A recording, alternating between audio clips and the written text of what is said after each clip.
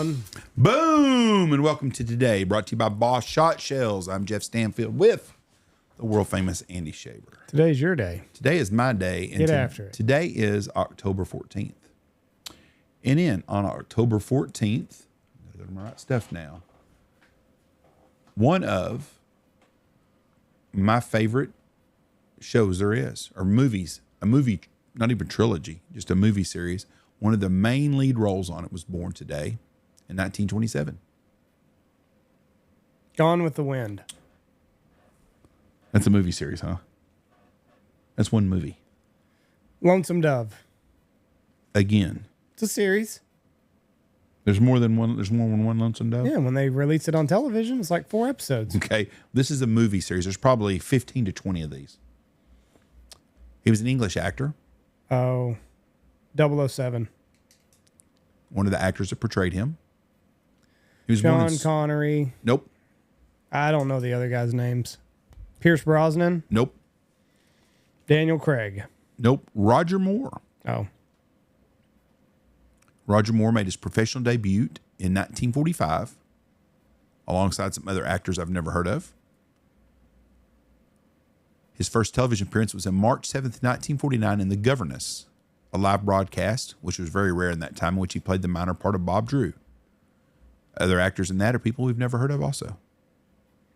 In the early 1950s, Moore worked as a model, appearing in print advertisements in the UK for Netwear, gave him the nickname The Big Net, and a wide range of other products such as toothpaste. In 1954, MGM signed Moore to a 7-year contract. He started his MGM contract with a small role in The Last Time I Saw Paris, flirting with Elizabeth Taylor. He played probably one of the only people that didn't marry Elizabeth Taylor. He appeared in Interrupted Melody.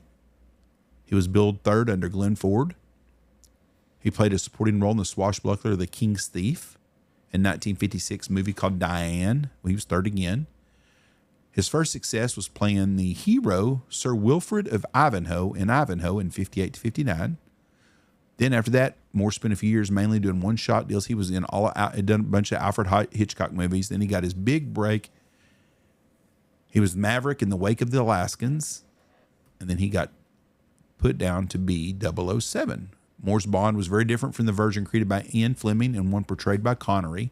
Screenwriters such as Jordan McDonald provided scenarios in which Moore was cast as a seasoned debonair playboy who would always have a trick or gadget in stock when he needed it. They kind of moved that more too when James Bond was there. So anyways, that was Roger Moore. My event that happened that day, have you ever heard of the Bell X-1? No. The Bell X-1 was the first plane to go the speed of sound. Oh. Do you know who the pilot of that was? Absolutely not. The first manned supersonic flight occurred on October 14, 1947 over the Mojave Desert in California, less than a month after the U.S. Air Force had been created as a separate service. Captain Charles Chuck Yeager piloted U.S. Air Force aircraft 46062, nicknamed Glamorous Glennis for his wife. The airplane was launched from the bomb bay of a B-29. Can you imagine in 1947 getting dropped out of a bomber into this experimental plane? Them guys had some balls on them, I'm telling you. Hard to walk. The airplane was launched from the bomb bay of a B-29 and reached Mach 1, which was 700 miles per hour, following burnout of the engine. The plane glided to a landing on the dry-like bed. This was XS-1 flight number 50. So that was pretty cool. Chuck Yeager flew the first plane at Mach 1. Little side note here. There was a gentleman named Melbourne Apt that was from the same small town my dad was from in in Buffalo, Kansas. And he was the first guy to ever go Mach 3 in the X2, the Bell X2. Mm-hmm. He went 2,000 miles an hour, 2,098 miles per hour. Phew. Lost control of it, and guess what happened to him? Died. Crashed and killed him. Melvin Apt from Buffalo, Kansas. But he went 2,000 miles an hour in 1952. So it didn't take, or 1956, didn't take him long to get up to speed on that stuff. That's kind of crazy. Get up and go. All right. My person who died today is a famous singer. Had #1 hits. Your grandfather, my dad, got in a fight with him at a bar over a lady. He was born in San Benito, Texas. Charlie Pride. Dad and Charlie Pride never got in a fight.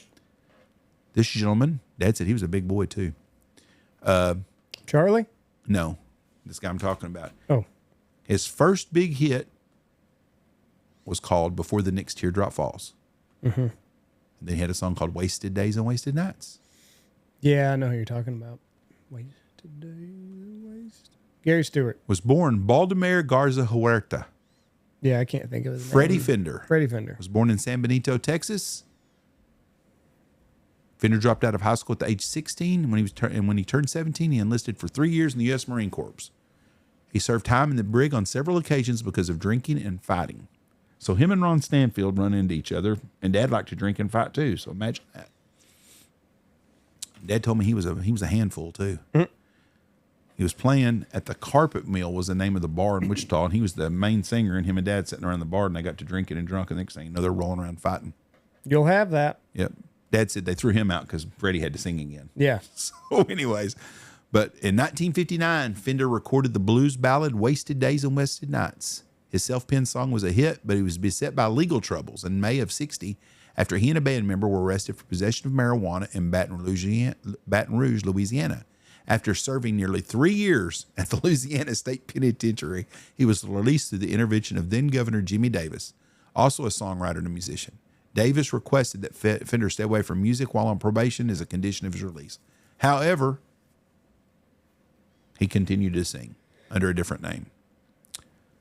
By the end of the 60s, Fender was back in Corpus Christi, Texas, working as a mechanic and attending local institution Del Mar College while playing music only on weekends. Then he had his big hit record Before the Next Teardrop Falls. The single was selected for national distribution and became a #1 hit on the Billboard Country and Pop charts. It sold over 1 million copies and was awarded a gold disc. Anyways, he died today in Corpus Christi, Texas. You know what he was worth when he died? All the party and all the shit. $10 million. Oh, wow. Done really well for himself. So anyways, good for Freddie Fender. So anyway, that's one of Dad's old bar fighting buddies, Freddie Fender, who died today in 2006. October 14th, 2006, we lost Baldomero Garza Huerta. R.I.P. Freddie. Yep. Goodbye, Freddie. Wasted Days and Wasted Nights. Goodbye. Good song. Check it out on iTunes. Bye. Peace.